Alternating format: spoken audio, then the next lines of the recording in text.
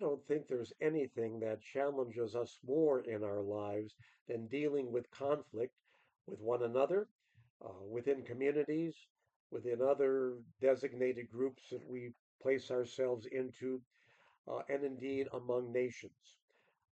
And there's a spectrum of that conflict that really ranges from disharmony to disagreement, uh, and then, severe hyped up conflict and even violence, that is war.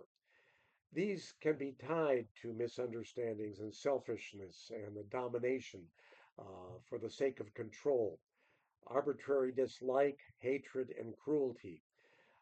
These are the motivators, I suppose, for the kind of conflicts that we end up in, again, either individually or collectively.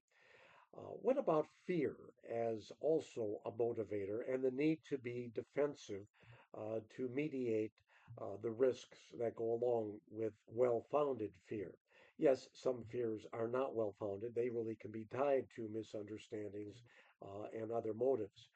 But there is such a thing as well founded fear, too, that is based on perhaps a record of threats that have been materialized over time. So, when we think about the motive behind our response to conflict, I think it's important to bear that in mind in judging those behaviors, those responses.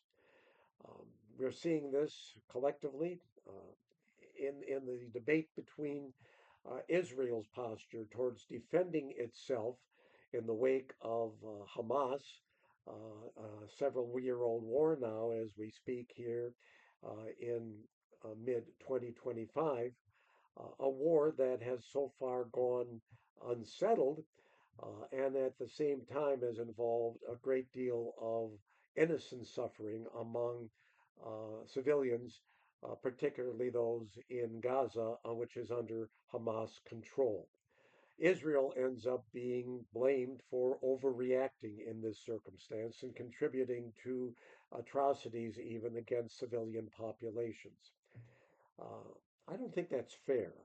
I think it is reasonable at this point in Israel's history to look at a country that has stood now longer than I've been alive, more than 75 years, and throughout its tenure as a nation, has faced not only the threat of war, but the actual attack of its enemies from the outside.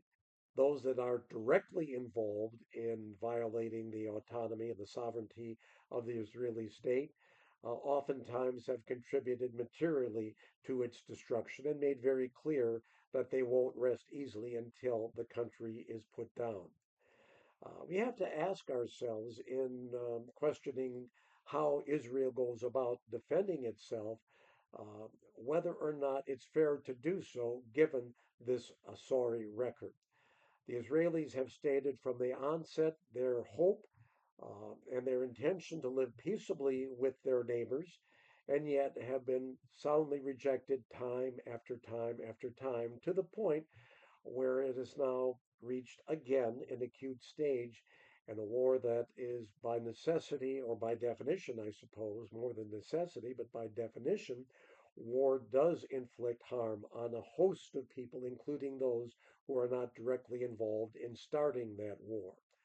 So resolving it must also require those who appreciate that collateral damage to look at their role in perpetuating that. And it isn't fair to blame Israel alone for that perpetuation. They have a right to defend themselves. They have a right to protect their own people, just as we have a right to protect our family members and ourselves from personal threats that might come our way.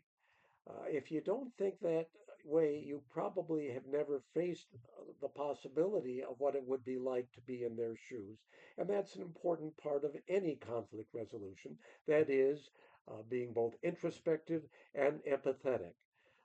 This is important in dealing with our personal affairs. It is also in dealing with our opinions and our responses to broader ones that involve entities that are beyond our immediate control. I guess I've taken a bit of a risk in stating this today, but feel it's necessary because people I'm close to, people I trust, people I admire, feel often very differently than I do, and I can't yet uh, just simply acquiesce to their points of view when I have what I think is a sound reason for thinking otherwise. Thank you for hearing me out.